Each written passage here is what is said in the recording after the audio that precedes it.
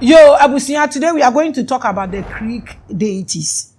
And people pour libations, people do rituals. When you look at mountains and you look at trees and you look at rivers, you will see people pouring libations or doing all kinds of rituals at these places. But the question I want to ask is that those pouring libations or those performing rituals at those places, what exactly are they performing these rituals for? Omo performing rituals no, they are nature energies or nature spirits, or they are performing rituals for parasites or scavengers. How do you differentiate these two, and how is the understanding like? I ask all those who perform rituals that some performing rituals and they these deities, river deities, mountains, and they and almost accepting rituals now. Then how some back no more be committed crimes and no more be committed distractions at for. What's the difference between nature deities or nature spirits, parasites and scavengers? When I'm saying in there is flood everywhere. And flood ne banso so then fire energy is also in it. Na osha na obia shifty blame e ma obi. But what exactly is our problem? We are dealing with an issue that is over 70 years. So obeka se senka flood issue na ye dealing with in Ghana no sanka yo onipa anka oyobi a wenya 70 years. Inti obi a wenya 70 years a all koswa and all that's why committed these crimes no. Wosha eden na ema all committed sa crimes no. Sa niyama we na mepese enne no yehwe. Tie onipa bia wusuban reflect wo surroundings. Ene in fact wa hu siesie sebio kafra che so bi ye fia baby a ote ne skin mpo ni tiri hu ene na hu fesuo e kire se asomasi oyefi e wo bibia mu se wabeye sikani se wabeye hiani ni fi no ni su no ne bobre no ubehu wo ne yoye ene se de oputi ni niama together no ubehu ni seso ewom enti mi bisa se nyame ayesom asori ayekọ empire ayebo se nyamisuro sa su ni wo yemu a ende adenti ni yehu ni ayehu no adenti ni yehu eniama asarande yen efi eni niama enye no eba ne sen ena nyamisuro no a ewo yemu no enti mi ndadi wo ye surroundings no emu ye baby a yetete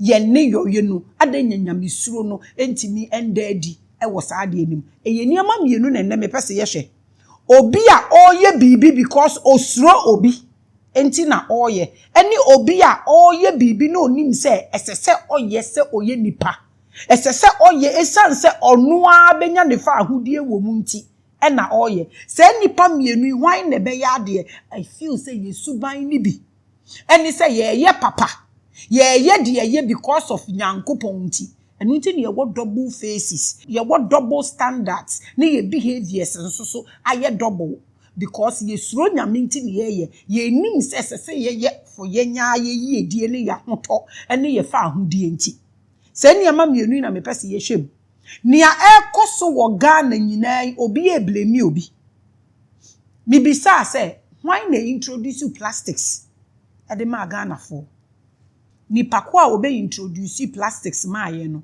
na ne agenda ye den o introduce plastics ne maaye na owo baby o de plastics no ebeko ana processor o de befemu after use ana because common sense will tell you that plastics dey empro enti ade a empro de wo introduce de amobi a na nyansa na sesa wo de ka ho na hu ekwan a wo de rubber no obefa so enye ye nkwa ye wo Ghana na Africa nkwa na ye use plastics wo a wakwa abrochire bia wunim ehon so so omu use plastics e wo ho no mo na emo plastics no omu use no se what na abrochire that they make ye common to you omu wu sesa bola wa abrochire you separate them plastics no wa ha can no wa ha ordinary ball and so ewa ha omo be fa ball and de ko so a wonko hu se gata bit na wa emu achoki nti se yesi ye bebisa question pa look at flood ya esi mpamcho mon screen a few na mon hwe ade a wo hu wo mu bebrebe eye plastics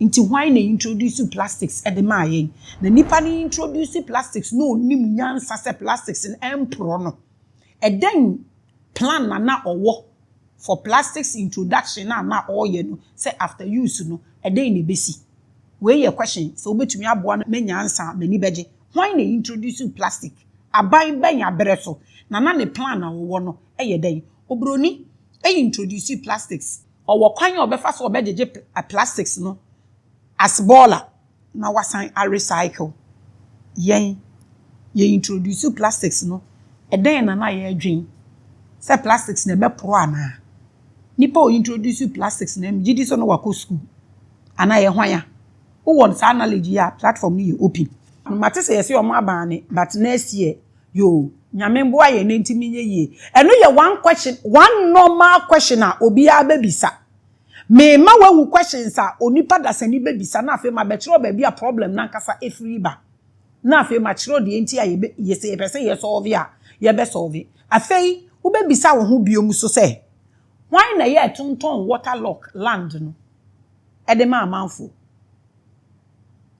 ahemfo na na say hwanya because ohini bi ote akonwa so bia no e wotumi wa akonwa no na tumi na wa akonwa no ni se nti nsuo ni mu a ete hifa na nipa na wuruli wo mo so no na wo ton asase na ye waterlock no ama obi ebesi dan ya block ho mepamucho wo why mo na ton asase na dream be na ye omodwan na ya na omu fili se omu betumi a block nsuo no na se wo ye ohene na wo ton waterlock a what you say? Do you know what you are selling? What in suo mpo eda wo mantema na wa manfo so no. What in suo no ase ana. Ti hwan e na ye eton na hwan so na ma permit e ma ye si dan. So omo ma permit am ye si dan a eden na ye a omo ye ansa na omo de permit na ama nkrofo. Nkrofo ete community ni mu. Se ye si dan esi nsuo ni mu a esi gata na no esi waterway na nkrofo na wo community ni mo wo authority bi omo wo power bi so omo betumi a stop nipa na na we nyina ye questions a wo bebisa wo ho na tete na me ya bofra na ba bi de town council omo ba fie na se wo fie aye fie ni ade a wo mutu we ye waka banku na wo di nsuo gu dade se na mutumi chew sa town council for no nipa cha omo da so ye adwuma na because the way I got an in mu aye choke dum be person bi hu say sa e ho na egu eni ho biom ana omo adwuma ne asesa ana asoso say which is which aban to your muka ana omo ko strike ana aban to me to your muka nti say adwuma na egu we nyina aye question me be ka asema kirew na me person me bisa sa normal question we because wo person won ka flood yasem na na esese uko bisa sa ankrofo we nyina amochowo isramu bebrebe uko China wetu kwa akọ China da omutiti nsuo so even inzulezu heye mpo enye nsuo so na omo asisi dan ne wo nti se mu fili se masase asa na mo pese mu sisi dan wo nsuo so a achowo omo so omo plane eden town planning hwan omo so obi besi dan a eden na omo ye omo hwe se contractors e wokuro mu ha engineers e wokuro mu ha mo so mo part mu play e wo mesi kwanche mesi o si dan e ma dan kodwiri gu obi so eno so te sen abusua odi ni nyina de to nkyanya a won so a wato asase na wo kosi dan no wo ankasa wo to asase na wo feel e ho no wasi dan no wo ho no won so wo dwen sen minimum one big gutter and anti-free committee 5 me yete magel de befa motorway yi so de fa clagon e de kofa committee 20 inside ho from committee 5 honi nyina de besi committee 20 ha yi e fra wono nsempo Shalom Sports baby wo clagon ho sa no mo frɛ no gata ne nam ho nyina from committee 5 to Shalom Sport wono mo gata ne so no omo fili ho nyina na bisa se hwan mo and a feeling one almost see dan wo a story dying and the dogs wo pa from committee 5 obi abetimi akosho ma feeling so ni nyina sisi a story dying wo so. These are Christians, people who should know better. Ne kronimi nipa no and almost so to talk plastics ya almost so train na nsu oto ano muso ahwiehwie egum pamocha wo wo hye ade a question say maybe say nyina eye nipa ti kuro ni mu omo indiscipline and omo exhibit no wa he but bisa wo say nipa ne omo ya abosomsomfo omo pefi ana omo ye nyamesomfo omo chiri fi ana omo ye kremofo a omo chiri bone. At this point, I ask this question. Nyamisuro eni nyamesom. Ewo nsunsanso wo nipa adwene so. Said the apeteshi. Any weed, ewo nsunsanso wo nipa adwene so ana. Koso no apeteshi na obo nsunsanso ho. Aden ena nyamisuro ni nyamesom. Esu ni nsunsanso de me nipa. Na kire sade na ye na nya de papa. Eni bibi pa bi e de mayen. The reason ti aye behave same because wo kwa abrochira obi ani wo de aba begina wo so ni tuo begina wo so se emfa rubber ana baller emfa nto gatem yakwa ye di mira so nti di airport na wo fi se ye ya dwene ema ye ti misisa plastics baller ni ye de hwemo amon kasa mo hwa flood yi na de be mpa na wo tena se na wo hwa akose sa flood enye yenya. I want us to look into these things. Because yesuro nyaminti ni yeye bibi. Yesuro bosom so obeku ye nti na yeye bibi na yensuro se ade a yeye na be koste ye yankasa. Enti yehu nyame so wa asore hopa nti hopa ne ye kwa yeye papa. Ye ba ye communities ayetima kan. Let's get into Greek deities. I want us to learn something because ye keka ye nimu kire nyame so mpa so ye nimu ahoden. Na sofo ne de I'm so disappointed in them. 90% of them. And so it also be ayekom. And come some obehye penny say yaye boni etie nyame. Ene nyame betwe aso. E de be mboni no nu nyame o se yen yaye no. Ah nti ono odi nsu yiri betwe aso ko hwini nyame wei. Enyo no ka chen so fe nsu yiri nsa asase biom. Ana enyo no. Let's get into this. Na to da bia wa ya munima ne press conference na mu posti ndi enti morals no we nka ho utu bola egu gatam enye enu enka morals ho ana. Let's get into this and see what is there. Omo ayedi yo omo nka hwe na nsuo ni flade na ebubu dan ni gu na electricity fam na eku nkrofo na eja demu na ehyetie. When water start to attack you or when you see water attacking a particular people, na kire say nkrofo no maye bibi enye nyame no maye ne bone but omo anka so maye omo hu bone. Nti I want us to get into this and let's see what happens. According to history, Accra floods began in the 1950s. Enye ndra ne start here. So stop politicizing it. Ghana for mama madwi mu sebe enda ho ne nkosoro. Ne nipa njai so omo use mu intelligence. Edibuli mu. Mamu mo obi enka asem na look like asem na ye papa. Na nso o kan ma ne ho. Ade we start here 1950s enye nra enye nne. Until you cannot blame political party there. We are still experiencing them since date here medema we. So I don't actually know what to compare this thing with. Obi awenya 70 years. Edu asema enya 70 years ni ye kan ndey. What started as occasional blessings of extreme rain has gradually evolved into a major destructive crisis in Ghana. Na kensu ota. Ankensu ota ankenye nije. Na fensu start pe na woyam. What would them would I come? But in so ne to woyam sisiu because who nim dia na pa be from and so na family usika kakre na ebeko na so bi anwu mpo so ana no so kire se woda in so ne start ya no matter where woda no won't mean that because who nim cause ebeba na wo phone wani tia so saa because who sroma afoforo. Why is this increasing as our civilization grows? At the 70 years, what is it that we cannot solve? But see them at this era, December flood so fire. Is this technical or spiritual? Musha, the way ade we ni ko no hwa eye technical and also say spiritual. Does religion have an answer? Because someone no more answers to be ka we de and I make kind normal questions na be kan ebisa ye no nti we de ka akofa nyame asem abegu abeye den ka wo kan religion asem abegu abeye den ye bisa say religion wan answer because someone no be ka tro say Ghana ye nyame boni bi enti na nsuo to Ghana ye sei na de keke ka ho prophecy akodo.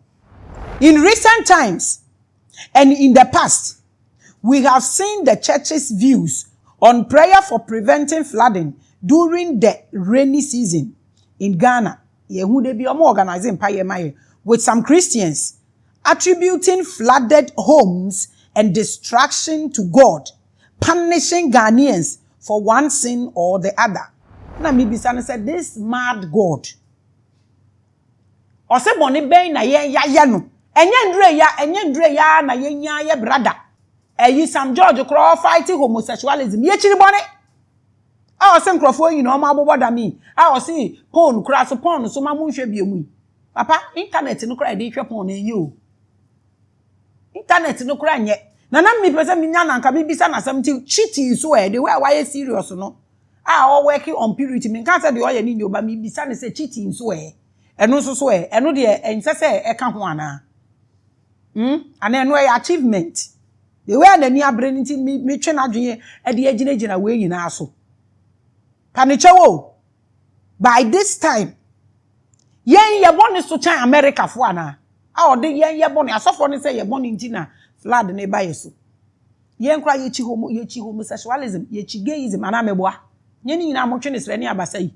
Wo ye anu fi wa prayer cathedral kra ne ye si bia ma ye ko Israel for this God. Akofa aboba. Ebesi asori dan man. Ye bompa ye chenyo bia. Nti wo ye prophet na be ka kire me say sa bodamfo nyankopon we. Ese ye born nti no punish ye with flood for 70 years ah. Sodom and Gomorrah across all the 3 days in the we om. Ada na ye de ne de. 1950 or that's where aguso. We ye question. In the minds of religious people, the Adamic gods usually punish through disease, famine, floods or fire. Internet says I nyankopon we de oni ye wo bi ka papa. Because ade na ye e de hye yen. Insuo so fire. Nyade wade ye ntumi nka. Etuo taste abuso. Sa na omo se. Nyankopon we ye punish yen. De ne yaye no. And usually it is a result of perceived bad behavior or sinful nature. And now me pese bi mu say ye born so chen hwan mo. Cause your body said you suppose or say your body so said a damn na so hwan ya. Obema na ye whiter than snow. Nti boni ben na papa we ntumi amana nye white. All punish ye or the flood fire nkrofo. Ebubu fie nyina agui. We your questions. So it is easier to understand this. Sa na so for no ma ye te ase a so for ni bi. If you think otherwise too, the platform is open. Revelations platform ewo ho. We are so for be ka kire yen. Bone ko potinya sa nyankopon we. Ese ye de aye no. O twen aso. For 70 years ensuo yiri eda so yiri yen. O me kire mu mame. Me hwe se me te ase a. Ma hwe se mehu se na dwen na nya adwuma na me na ma dwen nya adwuma. Ya hwe de ewo ho ne yaye. Cause ye bone so nsi wiase nyina. But is religion right on this one? Ibisa. Religion ne de o ka say ye bone nti. Ena di abaye so ya na nyame atwen aso no wa adwen ni sen pa ocho oni omo ya adwen se nyankopon na e punish yen e wo de ekoso no ho ana ye ankasa ye ignorance. Are the gods angry enyame ni buafu or the gods of the Adamic faith punishing us for our sins? Wo sha de omo kan eyesa because why be do odi nsu yiri kokoro ni pe nyina esa omo boni nti ebi no osan aye yana. What about the traditional gods?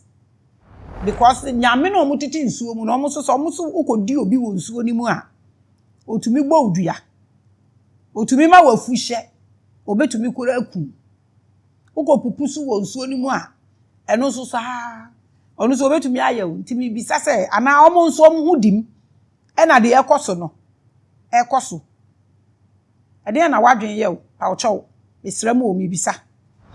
do we always lose property and sometimes lives to flooding in Ghana? Why? And no matter what we do to prevent it, it still doesn't end well. Say befaye no, father befaye. The bishops will pray, they will do all sort of things. Still, so the befaye yako. Abusia, me man krankre bi akwaba. At the bad time with Maame Grace Jumedi kesi so. This editorial gives my view about the current environmental situation of flooding in Ghana. Have we seen and how? Ya boni eti aye ho. Ana ya boni eti Nyankopon. Na se ya boni eti aye ho Nyankopon na ebe punish ana ya na ye punish ye ho. Se na adwen no ete. Nkomo enne no ye kodi nanu nie. Creek deities. That's the topic.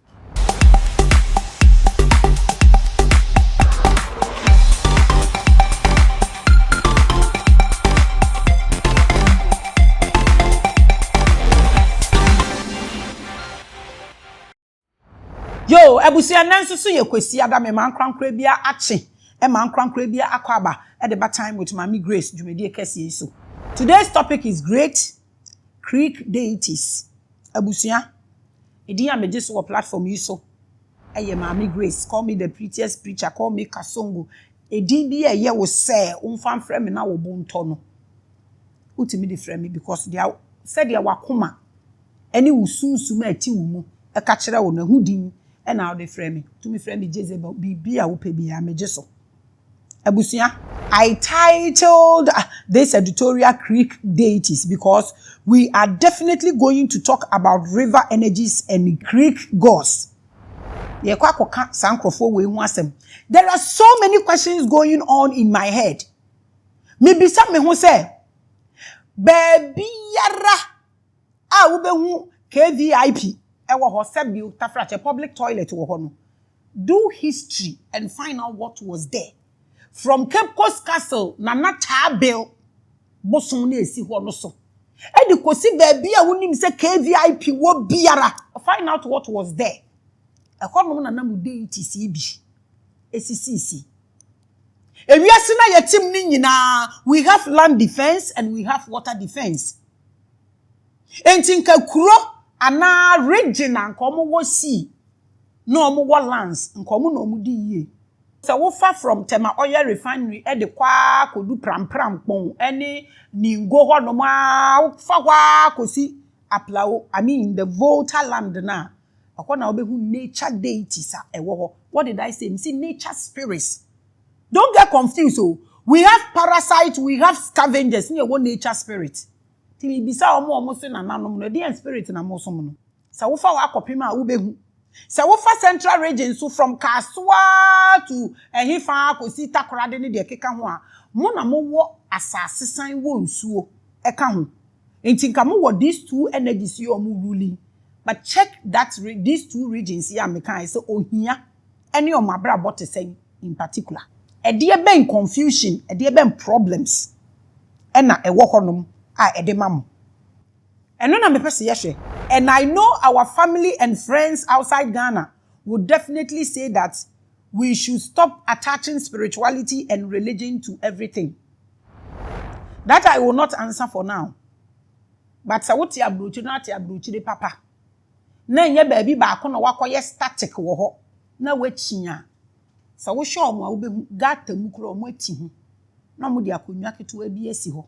Omu twetwe nsuo no hu ndua na omu de agu nsuo ni mantwea obi ankosesa mfa nkosoja ane yen opama obi yen start say yeye obi kura be konso na nse achi mota ne forest akodo e wo ha ebi mu ankotwetwa anton de keka eka ho so omu boa o me so me boa meti wo social media ne so inti no o ka say ewe bibia ne ya attach to spirituality I won't even answer for now. And we should have the technology to solve our situations. In America and Europe, this will never happen. It is not true.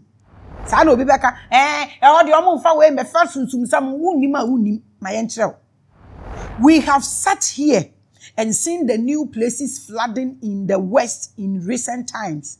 So even though such points are noted, we must understand that we can't solve these natural problems without changing our core energy centers, which are our higher minds. I had a problem no. Enipa omo nya omo adwen so omo be renew omo mind. Omo entimi ndwene se nipa. Na de ti omo mu. Na omo nipadua na nkase mu aflade no. Eno ne be hire omo reality. Iti flood na ye hu ni ball ane ade ni eniama ye behave ni na eye de ti ye mu e na e show around us no. The person krankra bi ate ase. This will tell you that all the prayers and all the rituals now, you know, are fallacious because it doesn't hit our core energy centers for us to renew our minds about the things we do. Enti dia ye be ye bia nye ye. Eho e na feel this spirituality bebem.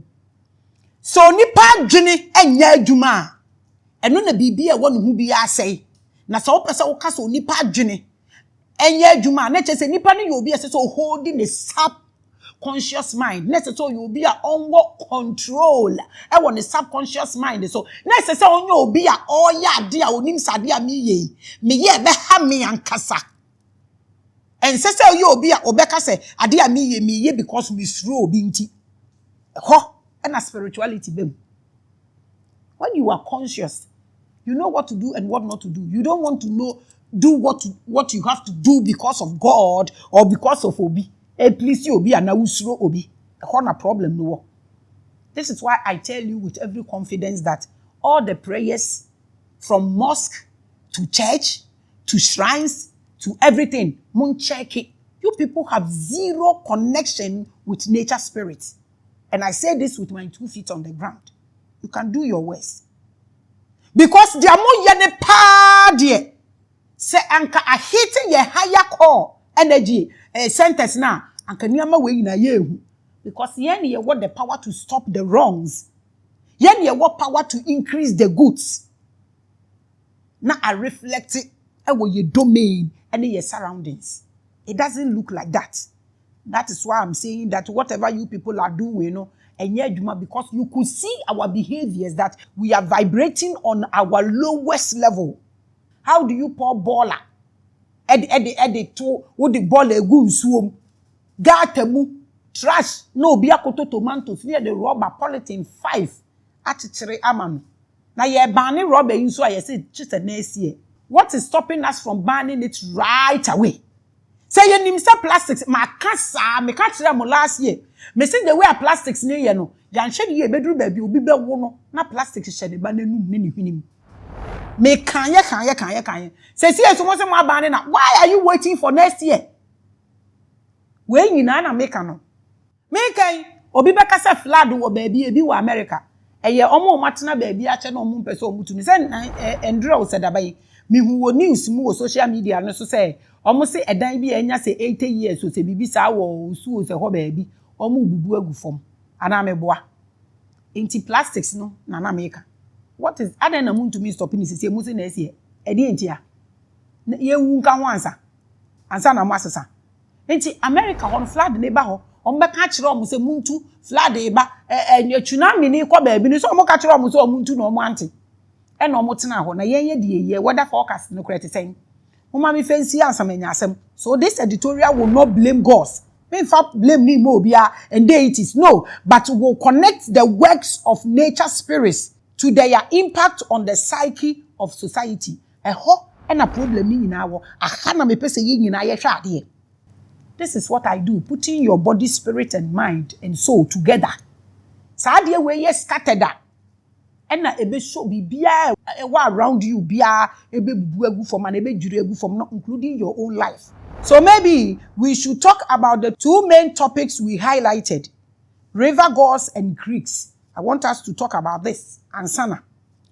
Before that, I want to explain how natural energy works. Because people get confused about nature spirit and other spirits. Using an example of what recently happened in Akosombo. My example kituwebi. So if what we say, do and think about have no impact on our physical environment, then should we say it was a mere coincidence that in this year that some people got up to start criticizing Dr. Kwame Nkrumah in an attempt to denigrate his image and influence on the continent. In that same season, I spoke about how his energy is connected to a man-made lake he did that gives us electricity, which he constructed himself. Therefore, it poses a spiritual threat for us to use his lake and energy and turn around to talk ill about him. We did this episode. Please watch it after this if you didn't watch it earlier. One thing that is causing us a great harm is how ungrateful we are. We don't appreciate our heroes. Obi ya de ma yenya enso ye ni da na ye feel say ye compete. Asat adekwa ye compete with no ntumi hu. Nti wo bua obi mpa on appreciate you. On appreciate you ni so onko. O se wudin aka ho. Emfa ye nko baabia because there were breaking grounds na ma wo no. Se won appreciate na trust me. Na dwuma na ye wuntumi nto aso da. Nti wo be sha ase ade ba ko e course Africa ye ntumi nko ye ni manu nie. That same season ya ye kan kroma wasem ya making. The Akosombo Dam was burnt. It just tomu sheye. And some important generators had to be replaced. Now when na be koso no neje be tomu na ebe hye ne de asofo no mo ehu. I have problems with them brutal. Yes, my people abroad will say, "Oh, this has nothing to do with spirituality." Amen. Because if they have gotten their technical abilities on point, the place wouldn't have gotten bent. Now, abilities, you know, you can only get your technical abilities on point when your alignment is on point. Do you get this? But if your system is jammed, you're flooded. The same way, and a negativity so ever flooded with surroundings any around you. Just like gutters ni mo aye fi na ensu ayiri afaye no. Your body ni nyina mu afi won body na nkasa ye flooded. The reason our behavior and no ye hu around us. This world is a mystery. The person obi ate ase. And things make sense in whatever way you want them to. Said ya wo bedwin bia, say ye papa say wo eye bone. The reason obia wade obeya or the Bible be explain ade ne ho afrim. But every coincidence in this physical manifestation of the real world is fueled by well-connected energy. Nothing happens by accident. I want everybody to understand this. Bibi anywhere sorry ya keke na esi iwo na wo ma sa de ni si. This is what people don't want to understand. Said ya wo ye no adi nsusan so obebre. Bibi anywhere sorry keke na esi ya bibi anye. Obi na beye bibi. Ansa na bibi besi. Nti mo sha flood na ekoso yen ye part a ye play wo mu ye den. Ye twi yen aya so. Ana nyame bi na etwi aso. What do I mean by saying say nothing happened by accident? E niama wo be hihye no. Me no why mechanics dada. Let me make it simple for us. If we revered and cherished Dr. Kwame Nkrumah and worshipped his works, and no na bibia be ye, ye appreciate it. Obia, ye appreciate it. Bible account. Or say when the foundation is broken, what would the righteous do? Dia what be ye bibia ma wo no. What be prepare asase bia ma wo no. Se ne su nimfaso bia de ma wa. Ade na obetumi aye. E wa asase na wa prepare ma wo no so. Bibia ni wa obetumi aye. Said yanka Bible a atete aye mmere adoso esum yebo no. Sanka saa na Kwame Nkrumah som yebo said ye Yesu som yebo no. Sanka Kwame Nkrumah som yebo a ka ye motorway no entutu nyesen. Anka Black Star Line anka enya di gingen anka mo light nko off na akoda bench so a wabekasa te said ya wo pane bone aye mbu no ono de onye nipa but ye bu Jesus because ni din wo Bible mu just that enya ade a waye o but ni din a e wo Bible mu na wo mpese flood be fa wo wait for it ne nsuo na eba emfa Kristo ni enja kremoni ena emfa 8 years na enja Kristo ni so ti ye nyina yete ho an ye mbudu obi aya maye obi bua yenya ye ensoyani ye bese no de bia ye tan obi president abako bie ni wo ye papa nti de bia na wasi akire o cause obi ye papa na de awaye ne som obo no watumi ato aso na onye papa de a bibie ni wo ye so ebe yetumi aye papa ama ofato utirim. And we see his image in the things he has done. Nipa yamobo, like the water, lake, and electricity, we will treat his works like products of the gods themselves. So who ni senya ene beye yamao. The enam no so abedu baby awabedu no. You know very well. Sankanya Maame we ya. Or your enemy, baby any wa ubeko se see de bia bibi kwa ya wo de ba hwe we ye. Ye appreciate niyama nkrofo ayama ye nti ade ni ntimi last wo ye nsem. Na wo so ntumi nye bipo emburu de nipa na ye so. Cause obi aya ade na enya wo fe no, ntumi nya sa ade ni bida. And the moment we treat these things as divine and holy things, we give them our highest attention and care. So wo bu obi a ni bibia wa ye bia somobu na se bibi somobu a ena sutumi ba mfaso ye den e de ma wo. And make a no said our Bible latete ya be a sumo bu ne kita wo enye hwe ma wo but kita wo but wo appreciate you nipa na and de awaye no wo betumi aye bi ato aso aye kese a chen no. And by doing so we invest in it with our best resources and ensure it stays up to date with everything we have. Would that work? Will that work for you? Ye chirikoko aye di ne ma. Ye chirikoko aye ni ne ma o.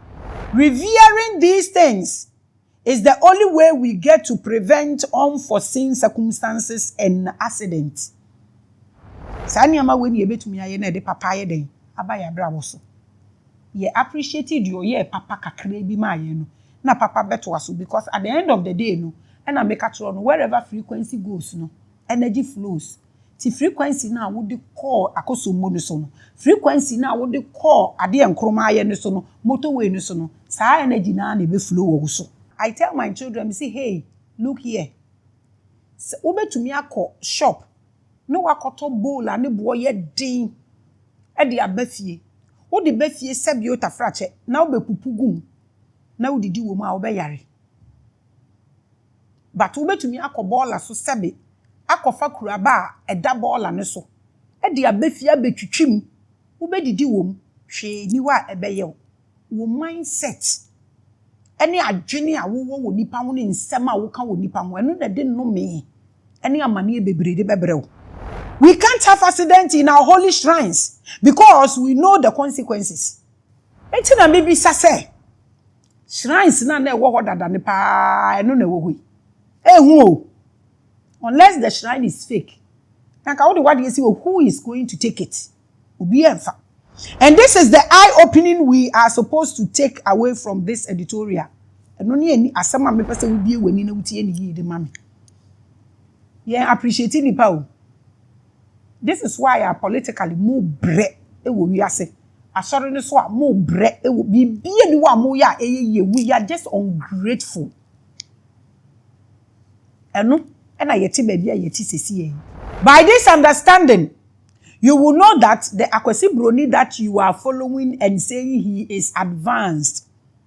And for that matter, they don't do spirituality in places where they have to apply technology and human understanding.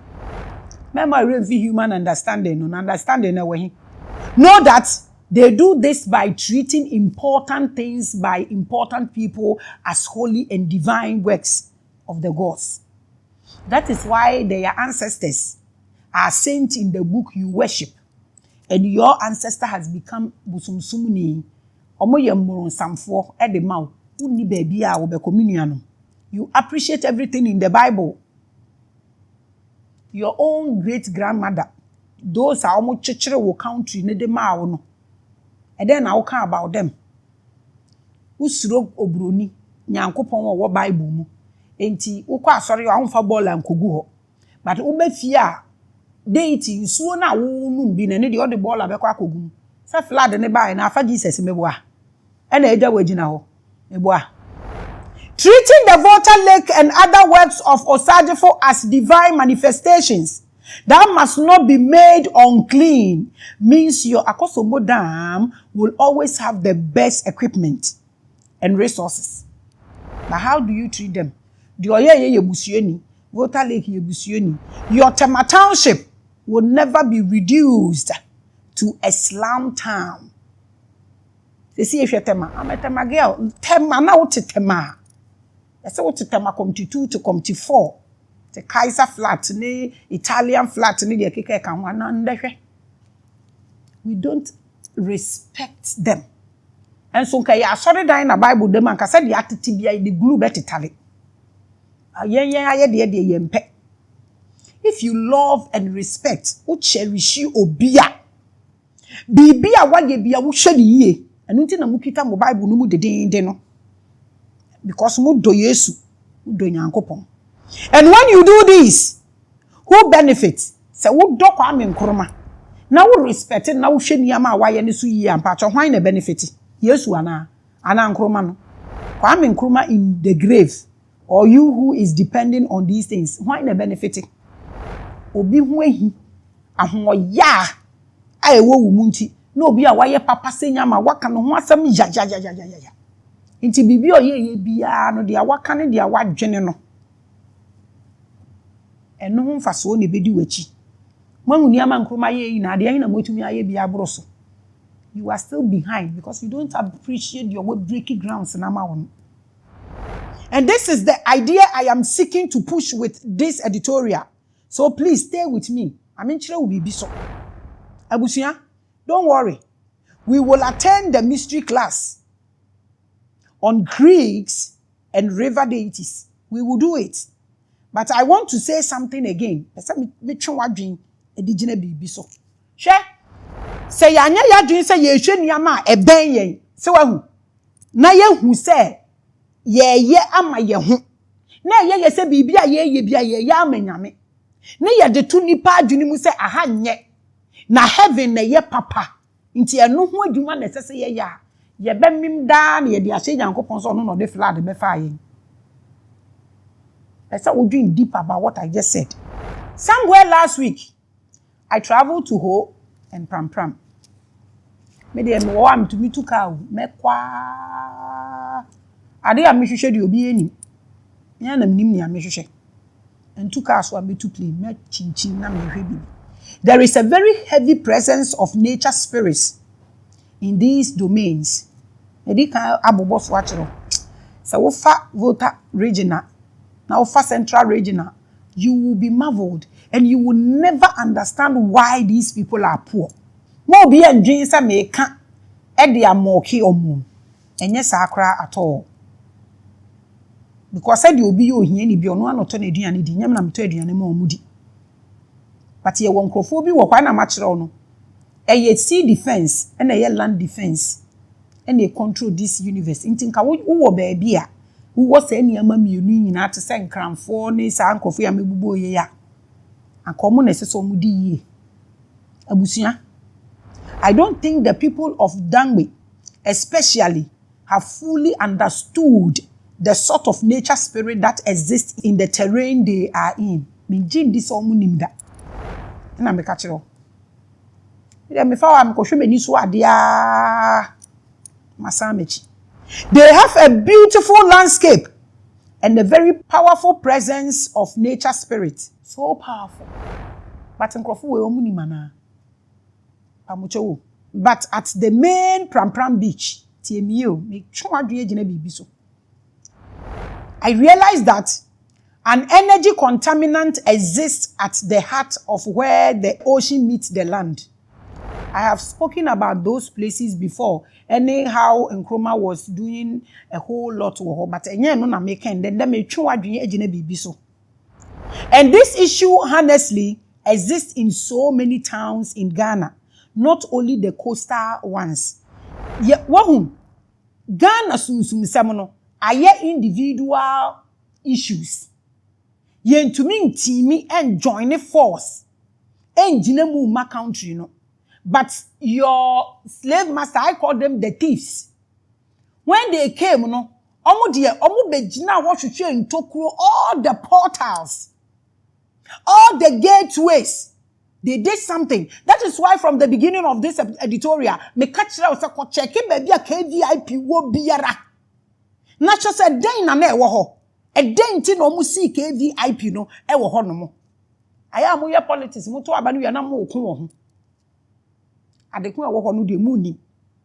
Ade we wo baby bebrebe. But I'm using just the pram area no to talk to you. So, let me explain this. Even though we have spoken about it many times, my editorials be amamo. When you come out of the sea and you begin to walk into the land, the first building you meet is a public KVIP toilet. Me chimwa duye dire bibi so. Enti na me bisa mo amosemo na nanom ne de akeka ka no rituals na mo ye no. Are you doing it for scavengers, ghosts, or parasitic spirits? And I'm just sure say mu meet nature spirits. Ibisa mo. So wo fisi ni mu na wo ba land ne so a. The very first thing aba be hia no sabe eye toilet no tifa ne say. Maame water. Efri nsuo nim se nkrofo etimi nchen omo ye epono ho na omo tintimi be hia omo a. Obefa toilet ni mu na obeba. Misre wo. Yen ye fie toilet sabe. Yes, wow, wutumi tena ho kan all kinds of books po. Yen fa aduane nkotena ho ni. Enti fa ne se ocean spirits no ba ho na wabeboa wa. Obefa toilet ni mu na aba. Se nyansan ni se nimdie wo ho a wo ni hwanya wo kokoto wo beach ho sebe atwa woto. Se ho na mframa fa woto wadwen ye adwuma. Bisa. Wadwen ye adwuma. When you come out from the sea, the first thing I wanted to ask these traditional people so many questions. But I hold my peace for now. From all the castles and forts, I made a statement about Pentecost Church building a prison, and people didn't understand me. And I also made a statement that me for be and prison. And then so be say anti microphone di bone no you just lack knowledge. Say what tiase a ankasa asem na meka no better but one day I will talk about it. Because a church is supposed to preach forgiveness and salvation for the soul. It does not trap souls. What does the prison do to the souls? It traps the souls. A hellish place. So I don't understand how a church that is supposed to preach salvation and forgiveness and take people to heaven is creating or expanding a hellish place for souls. It is actually not a great spiritual decision to make. This was my argument. But they will not ask you questions. They will just jump on you. This is why I'm asking these people from the bishops to Obia to Nananum to Munim Diamoye. And ye soon so ye who ya brabosu, ye who ye kuromi. Let's just say Diamoye no and get it to the souls neti ye muno. Na a control body na ye the right things. Then on the other side is an ancient building like a castle. And a bit into the town of Pram, you see a police station. Oh my God. When we are matching with the Siano, Opa, what you call rounding na baby, Obemusadia will be a check. Said the was will be a ready frequency. When you free pram punimuna oba better toilet no sebi. When you free toilet no one oba better old building be a seaho. It is a castle. Who free one about when nimpe no better police station. Those points.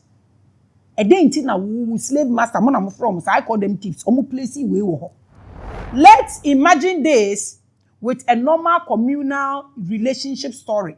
Mama mi fambre nipa adwene ni amake say mu du duma wa o de yenhwe ni say. Imagine in your family the only door or path that leads you to your children's room always has piles of feces. Sabio kafra mu fanche mi manum abunti ahodo. And that means you almost always have to travel through human waste to see your children. Imagine saying, Fanny saying, I am giving you people this scenario, especially the guns. Because according to your history, Mo ba no na mo fi po no so na e ba nti e bi kra se mo fi po no mu na e ba ye.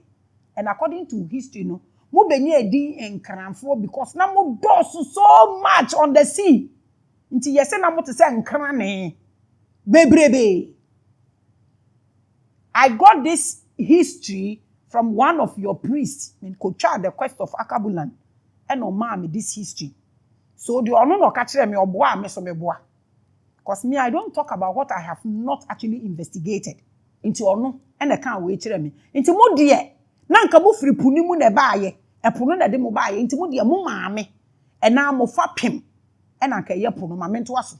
Into imagine, say, mo Maame ana de ode mo ba na mo deity. I don't know how many of you still believed that ocean deity and a nature spirit in the ocean and a bomb mo ba na de mo ba ye than some mo gidi say Jesus in a bomb. But I don't know how many of you believe. Nti imagine say deity na de mo ba ye ne wopunu no obesra mo no pie ya first thing I wan ye KVIP. Nti te burodo no de bere mo de fa toilet ni mo wan ka so de bere okra obedi. A question. If you have the energy to make that trip because you love them, toilet ni mukra, would you carry their food, water, and precious items through the human waste? Tell me how difficult this will be. Would the food, water, or precious items be the same when they pass through such a pool of human waste? Ediane, odi e kade bia ye de tietia sebio ya na enimu. Ye de brewa. Ubedi ana. What am I saying? As I'm making. Well, I am told the Dangbe people migrated across the ocean, moving from the Nile through Nigeria to Benin, Togo, Ghana, and along the coast to Accra. Sa story we ni na ye koje wo baby amede ma wo no. The quest of Akabulan, mu priest di ba ko ne Maame. And their legend is that they were escorted on these journeys for thousands of years by supernatural beings, mostly from the ocean and rivers. How many Ghanaians will believe this? Maybe some. How many of you believe this? Yedi way asem way ma oni yedi Jesus to wa obaka say Yesu ni save you. Obiya and save you. Unti did that.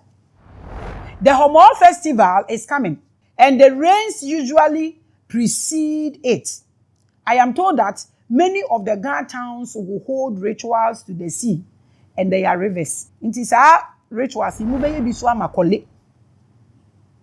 Ana me wada munye bi makole. Mu be bi ama sakomo no so. Ti mi bisam. Inti wuni pakora a wuti we. Wu twam wokole ana waso wo hwene. Inti wu gidi pass nature spirit is dwelling in that river. You have to be careful and watch out for whoever you are performing rituals for. And yes, I know na di niyama beba yesu bebrebe. Because who feed the bacterium, or beba be ye monster wo tiri so. Enti mo beka ko perform sa rituals we e wo ho. Na me question ni say, mo tena ho ma ye be si sa factory wo kole ni hwene na ano. Nti kole pie fi nsuo ni mu apa na wakohia. Nti fi sa hwan na e wo ho. We ye no to fi wa hwesi ni mu samo koye wo ho. Eno so twepupu o mo akwagu ano. I'm just asking you. Eniama eba yeso no we are our own problems. But the fear we put in us about these deities, believing that oh nyankopon ni we mu no mu ye bibia no, eno na mpesa me twa wadwingina one or two things so. Achopa. So ask yourself, how far is the distance between the land, the KVIP toilet building, bisa wo ho, and also the bisa wo say how far is the distance between Kole and this waste company you know mo sisi ni hwene na no de bisa ne sa. The rubbish and human waste by the beaches and these powerful deities who love the people and see them as their children. Wo sha edie ben e na omo befemu ansa omo abesra omo ma. Mesra tina mi bisa say evidence ben pa na wo say rituals na wo perform ama nature spirits and parasite bi. Because nature spirit will not take your rituals. Na wa hwe say bonimra wo so sa flood mefa wo da bi. Inti eba ne sa na mo culture na mo exhibit no is so beautiful. But now baba yet say communes. Because you are showing all this magic or whatever. nsunsuo na fa baabi a yentumi nya hwe. Enti power be nie. Na be your questions. Who will bring their gift during the festival season from the ocean to the land without passing through human waste and messing the preciousness of the gift? Onipa no kura se odomo se den, spirit ni se odomo se den, nyame ni se odomo se den, deity ni se odomo se den, odi adekoro de bro de tietia toilet mu se be kafra che. Eno de abra wo ankasa mpo so to me try the bedu okra obeji.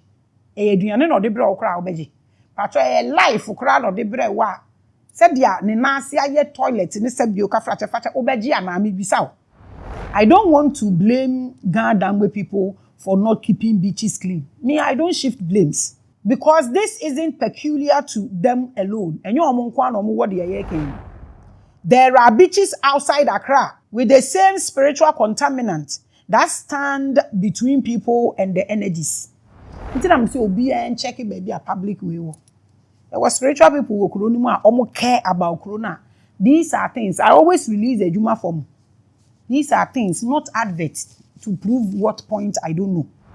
We have castles that are energy killers for melanated people, sitting at many coastal towns in Ghana, being worshipped. We don't care about which portal or which gate a siwo a close. Ye worshiping the 11 CD one. O can't send me a obiantiase. A whole gate of no return. Omo betun tabu gate ni de koye and cash and Ghana penny for. Omo de koye den. Se nya hwea omo betu sa gate no. Omo de koye den. Ti sa castles na esi wona obi kwa ye de 40 cedis ni 400 cedis no. Esi yem papa so am esi yem bone so. E de ne ye ne ho. These castles are reminders of slavery and torture on the melanated nation. Go to Santo Domingo and see. When you go to Santo Domingo, before who be your mobile, when about to dungeon, any castles, ni fort, akesiye. Sign a be before edgene. Pamucho. Sign a be before edgene. A police station is a powerful energy containment. The person will be at and spiritual blockade that, when placed near any deity, poses a risk of killing or nullifying the deity's efficacy. So we nim at a police station. Na yede small cell na shemunu. E woko no ma enunye. I wanted to explain something, but I think I will do that one day. I asked my father. My father is a policeman anyways. Paying pa for that matter. Me bisa ni sada na mwata de ni mu bonse yiasen to mem. Me bisa me papa. They themselves, they don't understand. If you don't know what police station represent in the realms of the spirit, that is what I have broken it down for you today. It is a powerful energy containment and spiritual blockade that, when placed near a deity, poses a risk of killing or nullifying the deity's efficacy. Me say, and neya me no kase upa check it from police headquarters to all the police stations. Go back to your kings and chiefs and ask them about what was there before. Me na make a go there and ask them. Nature spirits despise any action that causes distress and emotional pain for humans. Nature spirits, echi. That is why I'm asking all the nananom and the rituals that only nature spirit and a parasitic spirit and also says scavenger performing rituals in the mom. Because if it is a nature spirit, we should not see these disasters. Because they hate it. They hate to see humans go through emotional distress if it is a nature spirit. It is sum sama yedi kuni pankwa yedi body pediankwa mun check it. It has got nothing to do with nature spirit. I'm telling you this with my 2 feet on the ground. Because they despise emotional pain for humans. This is why sometimes I sit back and I refuse to agree with some people that sa spirit is a nature spirit and almost say mom. Because they hate stress on any soul. And in dryness, they carry soul in their blood. Tayana mean to me say anywhere human freedom is contained or blocked, or where people experience hellish conditions, is a dangerous zone for a nature spirit. I want you to understand this. If it is a natural spirit, it's a nature, it wouldn't cause any pain. And until now, na natural say, suro nipa neja is samai. Or say, aya me ko bush. First, na me wa from to me ko di 1 week e wo nwura mu ho. Na Madam Fortes, obeka tro say ofro say brefie. Na maka tro ni say brefie na nwura mu wo ye hunu maka tro ni say nwura mu wo ya asomdie atwa efie. Biso bi a wo si dan wo akurase. A nipa ndos wo ho. Say he na asomdie wo. Nature spirit is peaceful. It is this same reason that many spiritual commentators have criticized the actions of a Ghana church building a maximum security prison for criminals to be kept in. I'm not going to run around. But this is the point I was trying to make. And then when you ask questions, they come after you. You are an elder, taking care of people. The best we can do is to ask questions and learn from you. So why do you go after people when they ask you questions? People go to prisons to donate items and motivate them. So what is wrong if a church realizes that the state of our prisons is bad and inmates are suffering? Therefore, in human mind, because prison was so nkofona brobro so wo ho omo nko ho enti so mo kosi na ebinum anyom ho wo ye brunsam kora obebo wonsam amom. What is the case? There is this scripture that says that se wo si obrunsam ahini a na wo dwiri nyankopon ahini egu, na se wo dwiri nyankopon ahini egu so na wo si obrunsam ahini, which is which.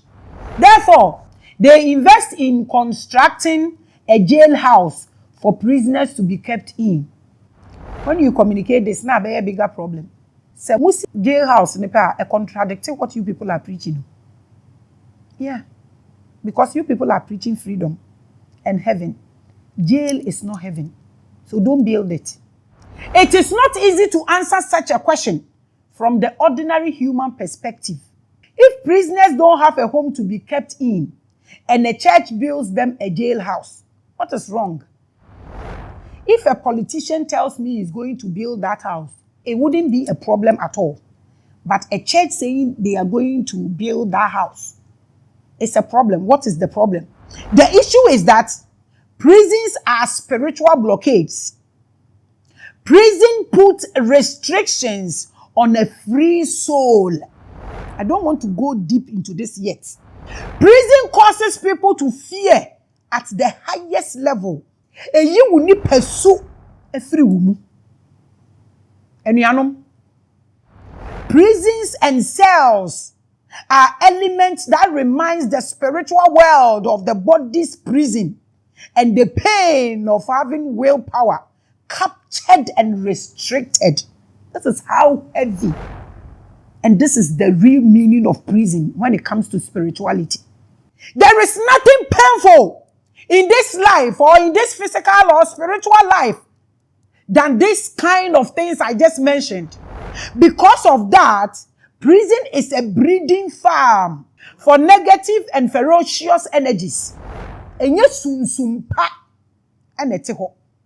I understand this very well. I understand this very, very well. By the way, I am reminding you to visit Jerome TV YouTube. Subscribe. We are trying to build our own TV stations. That's where we are starting. The little bit you can do is to subscribe. Start watching the content we are creating for our TV stations. Life Behind Bars has started there. And when you listen and when you watch these things, you will understand where I'm coming from. Life Behind Bars is there. Watch for me about the woes of the jailhouse. And out of fear. So we have to sometimes do something about it. So we don't put anybody in trouble because this is where we are. That truth is lying on your face. But you have to cover it because those who have cutlasses to cut off your head are people with deep, dark, stony hearts sitting at our doorsteps or gateways. They are the gatekeepers. They will end you, so you can't even be truthful. But this is what prison means. And this is what it brings. Inti minim dientia sorry. Ebekwa ako increase this kind of energy. It doesn't make sense. Please subscribe to Jerome TV. And now let's continue. I am saying that on the face of it, establishing a prison service and contracting it out to the state is a wonderful way to make good money and address the social problem of a lack of a good prison environment. Oh boy, if a politician is doing this, it makes sense. At a church that protects souls and talk about spirituality, investing into this is questionable. Someone to go and decode it. But no good nature spirit settle in a place where people are wailing and suffering. No nature spirit. Medical catos, a nature spirit doesn't want to see emotional trauma or emotional pain for any human. Until they don't dwell in such places. Until wo can yami asam de ada na okosi dan ama baby as any ama we cause a contradict at the kon awu preaching. No nature spirit will tolerate a reminder of how spirit is oppressed and kept in jail by the body. No nature spirit. Here I want to explain further so we will understand. It is only energies who enjoy the place of fear, anxiety, frustration, a system of depression, death, crime, and all sorts of negative vibes that settle in a land where people are jailed. Anywhere better now. Inti edin no nyame kwaye wo ho. Edie be na sori kwaye wo ho. This is why I feel a church building a prison is questionable unless they don't understand spirituality or the spiritual aspect of what they are doing. Building in a community where overcrowded jail cells and poor prison sanitation are common is a powerful social intervention. It looks nice. It is a fantastic political statement and a wise business decision. That's it. For a church to do that, I'm not sure they are aware or they know what they are doing. It's just a question. The platform is equally open for answers. Because it is not a wise spiritual decision. This is why I'm saying it is not a proper decision for a church. And it contradicts what they are preaching. And it even contradicts the kind of God they are projecting. And it is not a wise spiritual decision. This is my point. So those who didn't understand me when I said I will not take anybody to prison, and this is the reason. I understand this. It's not a great spiritual decision for me as a spiritual visionary to do or to make. So I will not do that. That's what I was trying to say. And so I am not saying they should steal and kill. No. A church, your duty is to bring people out of captivity. And set the oppressed free. Not to create state of the art jail houses for more oppression. As some way. Does this make sense? What you know? Now some graph here was watching one two prison. What's your Yakupo Kobe one? Now I want to walk see Biama one day one fan go to me. He never auto suma wana. You people will disturb us when we tell you the truth. You people want people to go to jail. I then a solid camera walking in a baby a kind scanner especially. Why? Yeah, can't so much my mama to mobuna munche. Because the amoya it doesn't I don't know what you people want to achieve in natural fact. But this is not a wise spiritual decision at all. Unless it's a physical decision you made, then that's fine. A church, you aim to take people to heaven. That means you must take them away from hell. Your purpose is not to build wonderful mansions in hell so that the people in hell will feel comfortable. So if you are a church and you are building prison, this is what you are doing. Or what do you say? Your goal is to shut down hell and make it empty. So that onyame kingdom no be kesiye. There is a maxim that says, a decorated monkey is not a horse, it's an ass. Ope decorating. And I decrease. We will continue to unpack the rivers and our flooding situation next week. We need to learn these things. Said ya yede papa beba ye ho so ni enjai say yede entro eto abosom eni nyankopon so so no na otwe ye aso. Ye twe ye ho aso because ye hu nyansa. Say esese ye hwe ye surroundings ni ye honam ni ye fine. But ye say ye no nyame bi. Energy no nyame no so on care eni ti ye live double standard lives. Enti ye hwe a enye ye eno ne ne ye kom no. Enti abusua, our thought is what creates all the evil we see. Say ye disaster bebo ye nya adwene. Adwene no muma ye ma adwene no subconscious mind ye hold ye wo control wo so say ye pa. Say ye pa ye have control e wo so. Enwumre we will talk about malamatiya. Ye be kasa about it. And don't forget say this week live behind bars revelations ebe show Tuesdays any Thursdays acho and na Wednesday any Friday so no ye be show live behind bars ewo Jerome TV platform no so ye build ye TV station no ye content to subscribe it na share with others no mun subscribe ni yentumi empeja ye mu ni ye have ye TV station so that omo sebe omo we kurase ni ade omo nso ntumi ntumi afford the internet ni ade no they can also have access because obiya ho ye den ehia nti subscribe to Jerome TV na subscribe to this channel so na afi share to others no omo so omo nya this knowledge ni bi aha enam do besi next week no nyame ya adoma ye beto aso ne ya keka sa Deities bi ni niam amode atoto omo so omo pe so omo mpe na afi ye hu ekwan ya ye de 70-year flood issues no ekwan ya nse betumi de afaso na ya kele no aha enam do besi makra